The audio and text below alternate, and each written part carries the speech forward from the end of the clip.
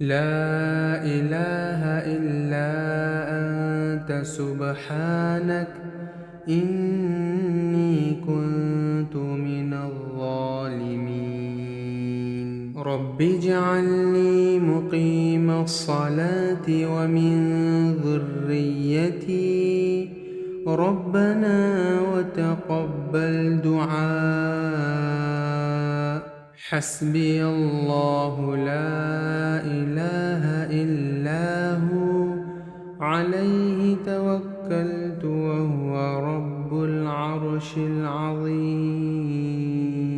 ربنا ظلمنا أنفسنا وإن لم تغفر لنا وترحمنا لنكونن من الخاسرين ربنا لا تجعلنا مع القوم الظالمين رب لا تذرني فردا وأنت خير الوارثين ربنا آمنا فاغفر لنا وارحمنا وأنت خير الراحمين